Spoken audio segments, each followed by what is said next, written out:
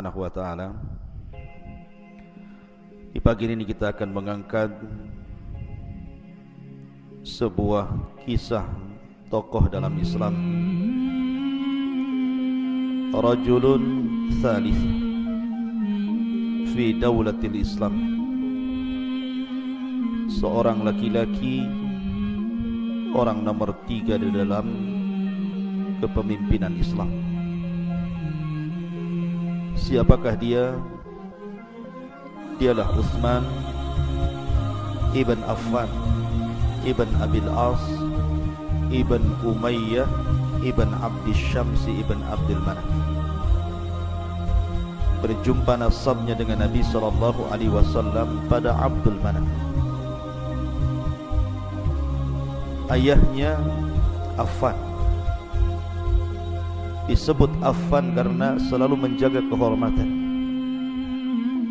Maka tentu sifat baik orang tua juga akan turun kepada anaknya. Utsman ibn Affan yang mewarisi akhlak ayahnya Affan. Ayahnya meninggal di waktu jahiliyah. Adapun ibundanya hidup bahkan sampai beliau menjadi khalifatul Islam yang ketiga setelah Abu Bakar Siddiq radhiyallahu anhu. Bahkan ibundanya saat wafat di zaman khalifahnya, dia sendiri yang menguburkannya. Dialah Utsman ibn Affan radhiyallahu anhu. Kalau bicara tentang sifat malu, maka dialah orangnya. Kalau bicara soal karam, bagaimana dermawannya, maka dialah orangnya. Kalau soal bicara keberanian, dia pula orangnya. Soal akhlak yang baik, maka Utsmanlah orangnya. Manusia yang sangat dicintai di zaman jahiliyah dan juga di saat Islam. Karena sedikit sekali orang-orang kaya yang dicintai oleh orang-orang Quraisy, kecuali karena kedermawanan dan akhlaknya yang baik. Itulah Utsman ibn Affan radhiyallahu anhu. Ketika Ali radhiyallahu anhu menjadi khalifah, datang seorang laki-laki bertanya kepada Ali radhiyallahu an tentang Utsman. Maka Ali radhiyallahu an mengatakan, dua putri Nabi sallallahu alaihi wasallam kecuali Utsman. Ya, ada mungkin seseorang yang menikahi putri Nabi, tapi dua putri Nabi dinikahi sekaligus, tidak ada kecuali Utsman ibn Affan radhiyallahu an. Bahkan ketika istri-istri Nur yang pertama adalah Al-Quran, karena Utsman sangat mencintai Al-Quran dan Al-Quranlah cahaya. Dan yang kedua salat, karena as-salatu nur, salat itu cahaya. Dan Utsman menggabungkan Al-Quran dalam salat. Bahkan pernah dalam satu rakaat witir Utsman menghatamkan Al-Quran dalam satu malam. Bahkan Utsman mengatakan, "Lau tahurat qulubukum ma sabiqtu min kalami rabbikum." Kalau seandainya bersih hati-hati kalian, tentu kalian tidak akan kenyang untuk membaca Al-Quran kalam Rabb kalian. Ma'asyiral muslimin yang dimuliakan Allah Azza wa Jalla, maka di pagi hari ini kita akan mengenal biografi seorang yang sangat istimewa dalam Al-Quran, dalam Islam.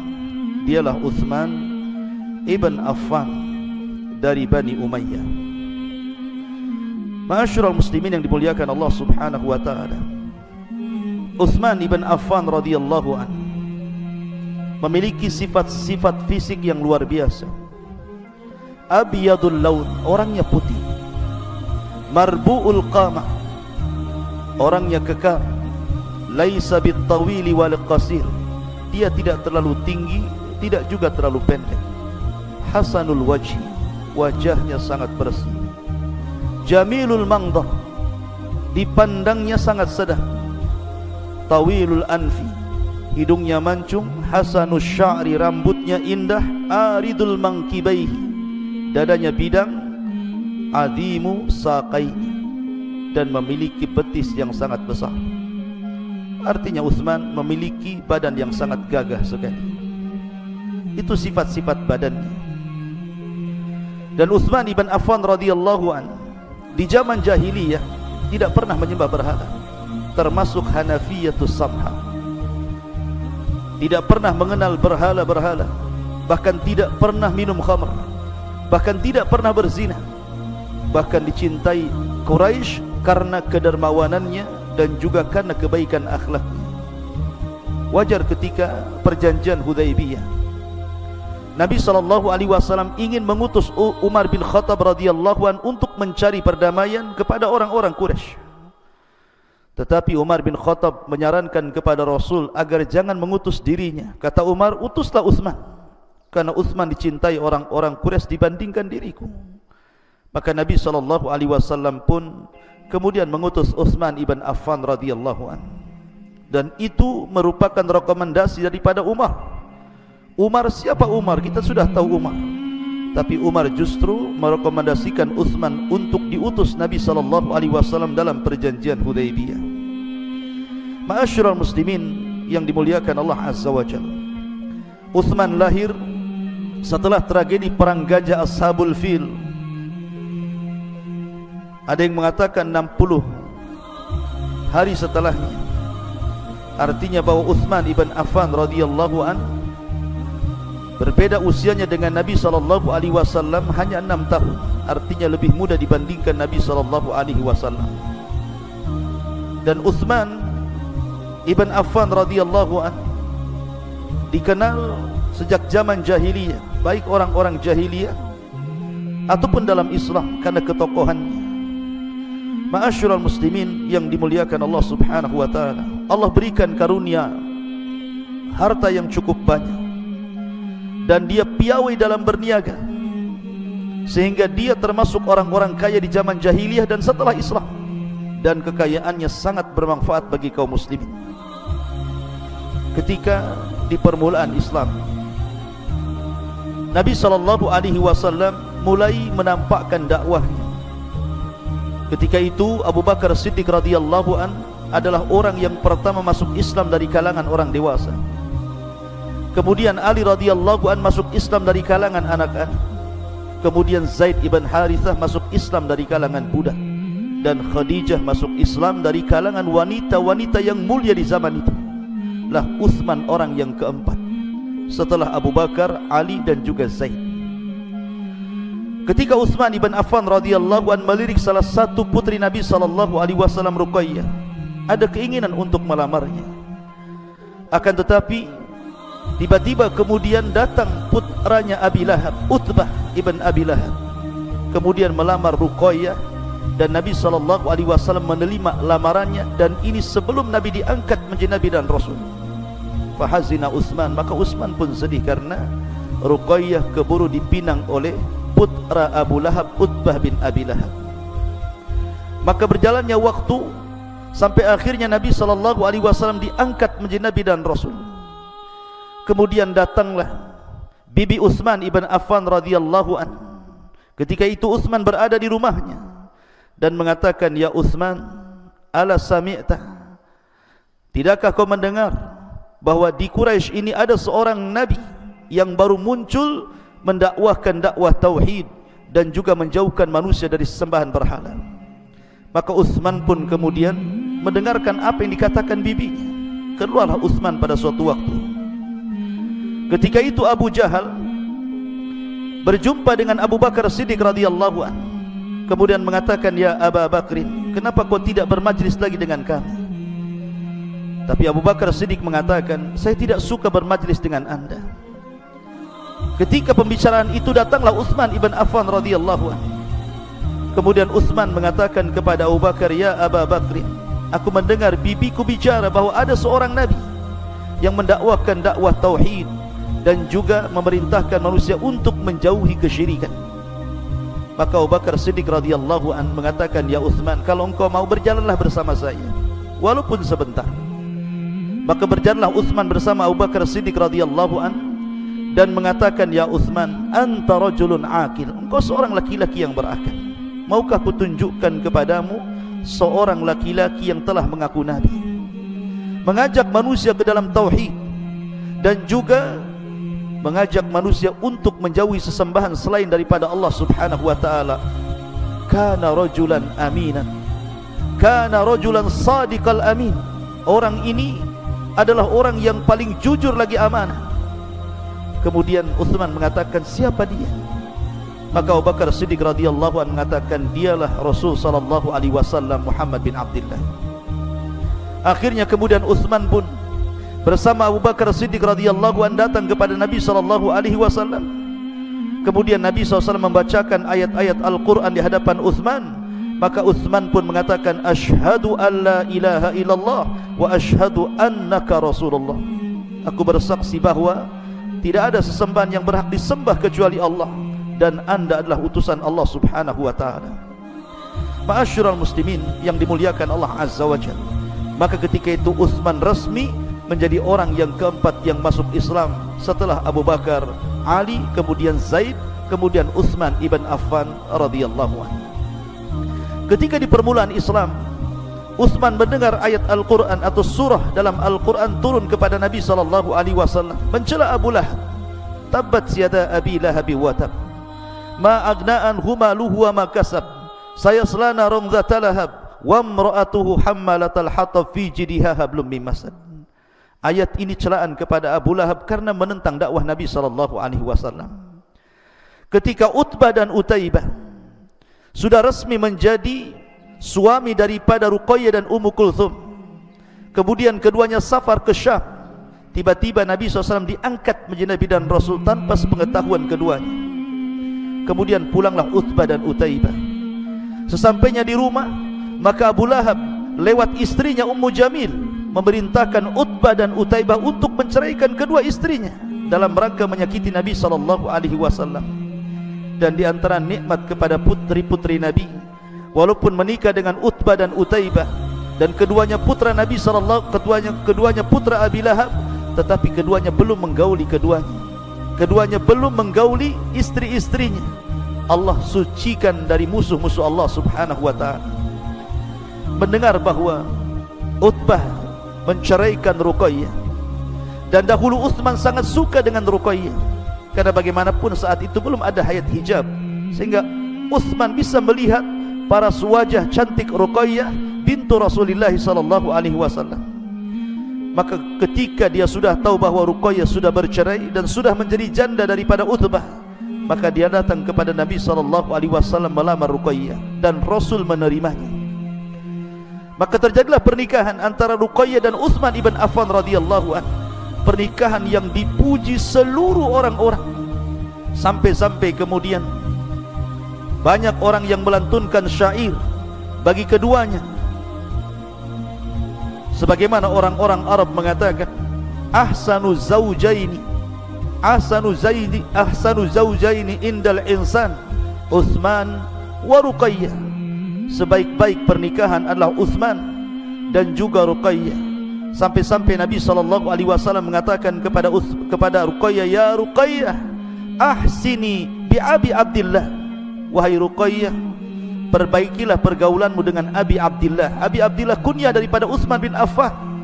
Fa innahu, karena sesungguhnya Utsman adalah orang yang paling dekat akhlaknya dengan diriku. Ma'asyiral muslimin yang dimuliakan Allah azza wa jalla. Tetapi sebagaimana layaknya sahabat-sahabat yang lainnya, di permulaan dakwah banyak ujian dan cobaan bagi Utsman ibn Affan radhiyallahu anhu. Dia pernah diikat oleh pamannya karena keislamannya, diikat dalam sebuah pohon, kemudian dibakarkan di dekatnya api unggun yang sangat panas.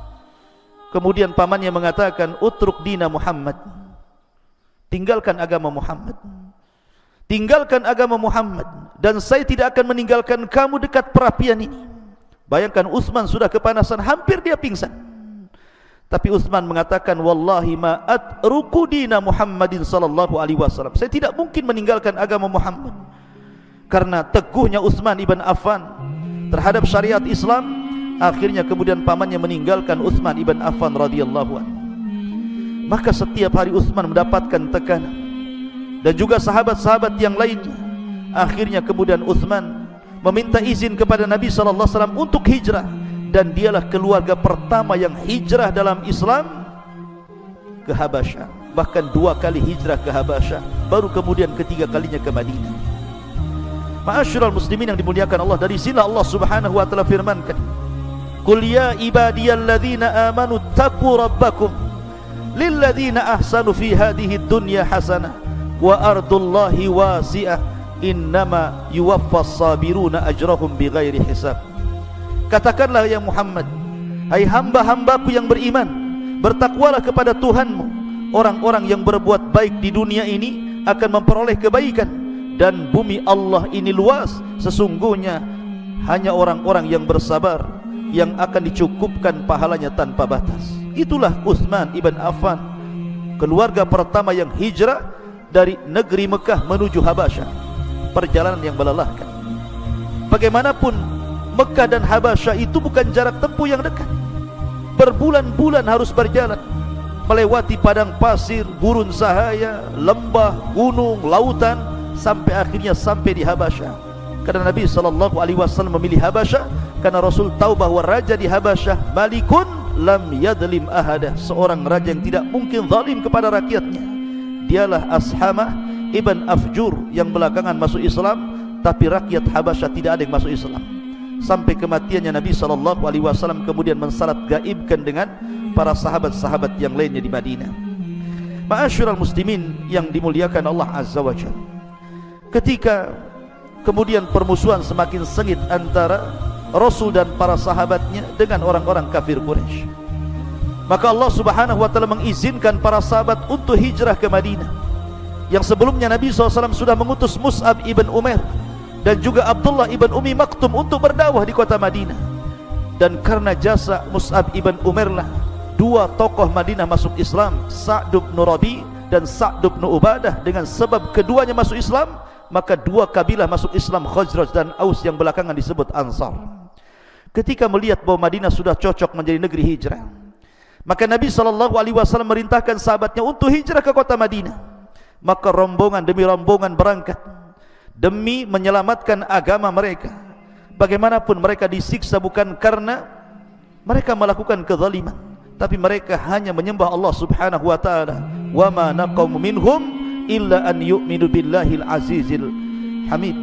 Tidaklah mereka disiksa kecuali karena mereka menyebut Rabb kami Allah Subhanahu wa taala. Ma'asyiral muslimin yang dimuliakan Allah Subhanahu wa taala, maka ketika mendengar bahwa para sahabat hijrah ke kota Madinah, Utsman ketika itu ada di Habasyah, maka Utsman pun kemudian pulang menyusul para sahabatnya hijrah yang ketiga kalinya dari Habasyah menuju Madinah. Sesampainya di kota Madinah, pada tahun kedua Hijriah terjadilah perang Badar. Ketika terjadi perang Badar, rupanya Ruqayyah sakit akibat perjalanan yang melelahkan dari Habasyah ke kota Madinah. Sakitnya makin memarah. Ketika itu Nabi SAW sudah mempersiapkan pasukan, tetapi tidak dipaksa. Bagi yang mau ikut silahkan, yang tidak ikut pun tidak ada apa-apa. Maka berangkatlah orang-orang Ansar jauh lebih banyak daripada orang-orang Muhajirin karena solidaritas dalam Islam. Tetapi Utsman ketika bergerak untuk ikut jihad melawan orang-orang kafir Quraisy dilarang oleh Nabi SAW, karena ketika itu Ruqayyah butuh perawatan. Kata Nabi SAW, duduklah di rumah wahai Utsman, rawatlah istrimu Ruqayyah, dan engkau akan mendapatkan bagian perang Badar. Akhirnya kemudian Ruqayyah pun dirawat Utsman ibn Affan sampai Allah menangkan perang Badar. Tetapi di sini terjadi kesedihan yang luar biasa. Rupanya Ruqayyah tidak tertolong, akhirnya meninggal dunia. Nabi SAW sangat sedih karena meninggal putrinya Ruqayyah, dan Utsman jauh lebih sedih lagi karena Utsman telah meninggalkan dua keutamaan. Pertama, meninggal istri yang dicintainya. Yang kedua, sudah tidak jadi lagi menantu Nabi SAW. Maka setiap hari Utsman pun sedih. Sampai akhirnya kemudian Nabi SAW menikahkan Utsman dengan Ruqayyah. Ketika itu terjadi peristiwa kepada Umar ibn Khattab radhiyallahu anhu, di mana suami daripada Hafsah bintu Umar meninggal dunia, meninggal syahid.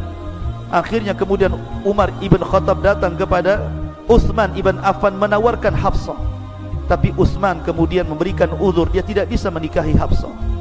Kemudian Umar datang kepada Abu Bakar Siddiq radhiyallahu anhu menawarkan Hafsah, tetapi Abu Bakar diam, sehingga Umar marah kepada Abu Bakar, kenapa tidak bicara? Akhirnya kemudian Umar datang kepada Nabi SAW menawarkan Hafsah, Dan kemudian Rasul mengatakan, adapun Hafsah ya Umar, maka dia akan menikah dengan orang yang jauh lebih baik dibandingkan Utsman ataupun Abu Bakar. Adapun Utsman, maka dia akan menikah dengan orang yang jauh lebih baik daripada putrimu Hafsah. Maka selang beberapa waktu Nabi SAW pun kemudian datang kepada Umar melamar Hafsah. Kemudian setelah itu Rasul SAW menawarkan Ummu Kulthum kepada Utsman, karena Utsman sudah menjadi duda karena meninggalnya Ruqayyah bintu Rasulullah SAW. Ketika itu Abu Bakar datang kepada Umar dan mengatakan, ya Umar, kenapa aku tidak menjawab persoalan? Karena aku pernah mendengar Rasul menyebut-nyebut nama putrimu Hafsah.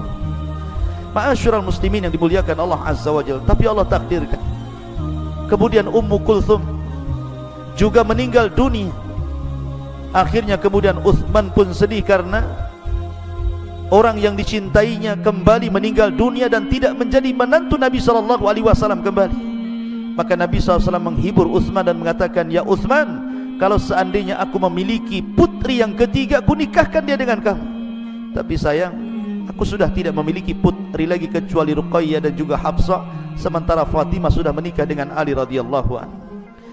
Ma'asyiral muslimin yang dimuliakan Allah Azza wa Jalla, adapun akhlak Utsman ibn Affan radhiyallahu anhu. Utsman ibn Affan terkenal dengan perasaan malunya, dan Nabi SAW mengatakan, al-haya'u la ya'ti illa bi khairin. Rasa malu itu tidak mendatangkan kecuali kebaikan. Itulah Utsman ibn Affan radhiyallahu anhu. Abu Musa al-Ash'ari radhiyallahu anhu suatu ketika menjadi bawabah, menjadi satpam bagi rumah Nabi SAW. Datang Abu Bakar Siddiq radhiyallahu anhu minta izin kepada Abi Musa untuk menemui Nabi SAW. Maka Abu Musa datang kepada Rasul dan mengatakan, ya Rasulullah, Abu Bakar ada di depan rumah. Maka Rasul mengatakan, bukakan kepada Abu Bakar, fabasyirhu bil jannah, habarkan Abu Bakar dengan surga. Kemudian setelah itu datang Umar ibn Khattab radhiyallahu anhu meminta izin kepada Abu Musa untuk masuk ke rumah Rasul. Maka Abu Musa datang kepada Rasul dan mengatakan, ya Rasul, Umar ada di rumah, di depan rumah anda.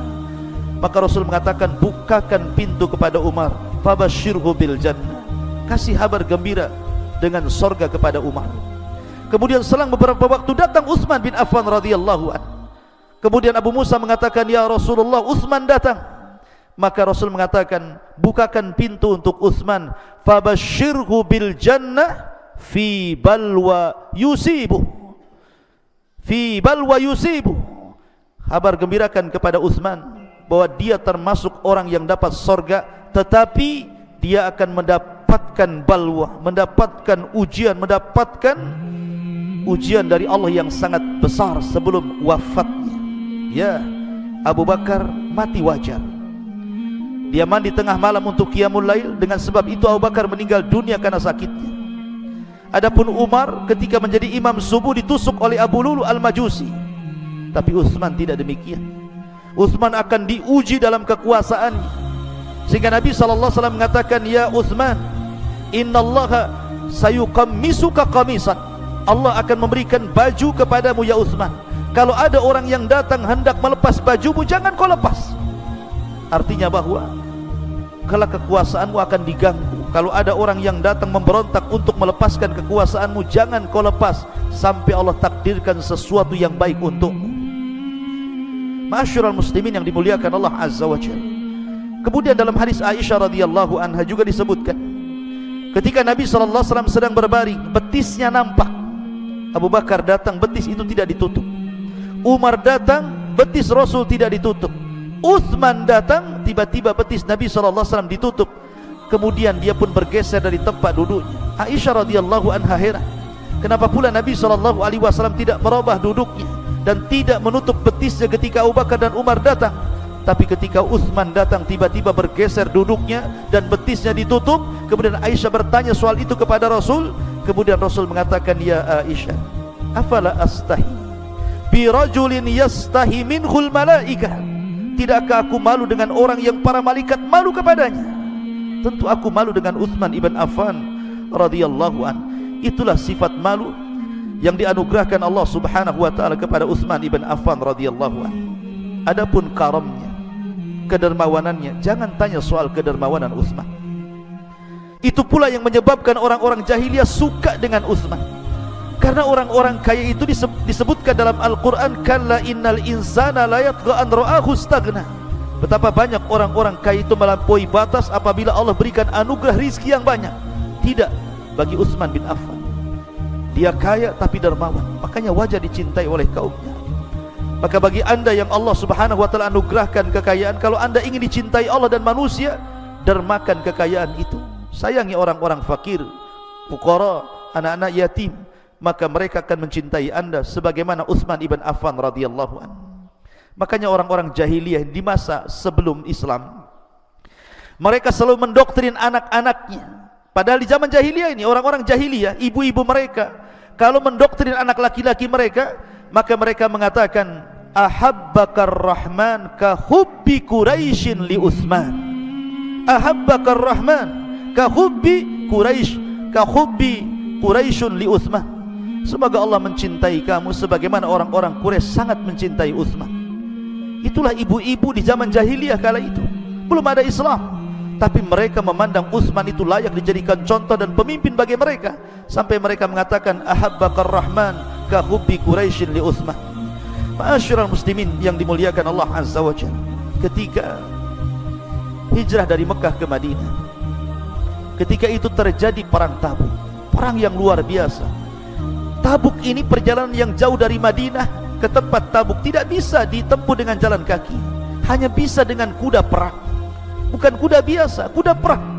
Sementara Rasulullah SAW dan pasukannya atau sahabat-sahabatnya tidak banyak memiliki kuda. Apalagi ketika itu kemudian kaum muslimin mengalami kefakiran yang luar biasa. Maka Nabi SAW berkhutbah di hadapan para sahabatnya, kemudian menganjurkan untuk infak perang, sehingga pada waktu itu tentaranya disebut Jaisul Usrah, tentara miskin. Nabi SAW kemudian berkhutbah memuji Allah, bersalawat kepada Rasul. Kemudian Nabi SAW mengatakan, man jahaja jaisal usrati falahul jannah. Barang siapa yang menyediakan perbekalan bagi tentara yang dalam kesulitan, ku jamin dia masuk surga. Datang Abu Bakar membawa seluruh hartanya, sampai Rasul mengatakan, wa ma abqaita ya Aba Bakrin li ahlika. Apa yang kau sisakan untuk keluargamu wahai Abu Bakar? Abu Bakar mengatakan, ku tinggalkan keluargaku kepada Allah dan Rasulnya. Datang Umar memberi separuh hartanya, datang Abdurrahman bin Auf memberi separuh hartanya. Tiba-tiba datang Utsman bin Affan. Ketika Utsman itu sedang menyediakan kafilah dagangnya menuju Syam, dia sudah mempersiapkan 100 ekor unta dengan perbekalan yang ada di tunggangannya, hendak berangkat ke Syam. Mendengar Nabi SAW mengatakan, man jahaja jaisal usra falahul jannah. Tiba-tiba Utsman datang kepada Rasul dan mengatakan, ku serahkan 100 ekor unta bersama isinya untuk anda fisabilillah. Kemudian Rasul berkhutbah lagi, man jahaja jaisal usra falahul jannah. Utsman datang lagi, kemudian menambah 100 lagi ekor unta, ditambah 100 ekor unta lagi, ditambah 100 ekor unta lagi, ditambah 100 ekor unta lagi, sampai Utsman menginfakkan lebih daripada 900 ekor unta plus dengan perbekalan di atasnya. Sampai-sampai Nabi SAW heran dan mengatakan, ya Utsman, ma dharraka ba'da hadzal yaum. Ya Utsman, ma dharraka ba'da hadzal yaum. Tidak akan memadaratkan kepadamu apapun yang kau lakukan setelah hari ini. Kau infak begitu banyak sekali. Ketika kemudian perang Tabuk terjadi, kemudian dimenangkan kaum muslimin, harta kekayaan itu kembali lagi. Maka Rasul mengatakan, ya Utsman, apa yang kau telah berikan kepada kami masih utuh, masih ada, ambillah kembali. Tapi Utsman mengatakan, wallahi, saya tidak mungkin mengambil apa yang sudah aku infakkan di jalan Allah subhanahu wa ta'ala. Akhirnya kemudian unta-unta itu pun diserahkan kepada Allah subhanahu wa ta'ala. Kemudian ketika terjadi maja'ah, kelaparan yang luar biasa, ketika terjadi kelaparan yang luar biasa di zaman Abu Bakar Siddiq radhiyallahu anhu, banyak binatang-binatang mati, banyak kaum muslimin yang mati kelaparan dan kehausan. Ketika itu Utsman baru datang dari kafilah dagang dari Syam, membawa kafilah dagang banyak. Maka para pembisnis Madinah ketika itu datang kepada Utsman, kemudian mengatakan, barang-barangmu serahkan kepada kami Utsman. Kau mau beri berapa keuntungan kami akan beri, tapi serahkan perdaganganmu kepada kami. Semua para pembisnis hendak menawar seluruh dagangan Utsman bin Affan radhiyallahu an. Tapi Utsman mengatakan, siapa yang hendak membeli satu barang, 1 dirham, berikan keuntungan 10 kali lipat untukku. Siapa yang mau membeli barang, satu barang, kata Utsman bin Affan, 10 kali lipat keuntungan. Akhirnya para pembisnis tidak ada yang mau, karena begitu mahalnya harga barang itu. Maka Utsman mengatakan, aku akan berjual beli dengan zat yang jauh lebih baik dibandingkan kalian, karena keuntungannya akan berlipat ganda. Aku serahkan seluruh kafilah dagang ini untuk fuqara wal masakin. Subhanallah, itulah karamnya Utsman. Bahkan ketika di zaman Rasul, Madinah itu tidak banyak memiliki air, sehingga kaum muslimin terpaksa harus membeli mata air dari orang Yahudi, dan itu setiap hari, setiap minggu, setiap bulan makin naik harganya.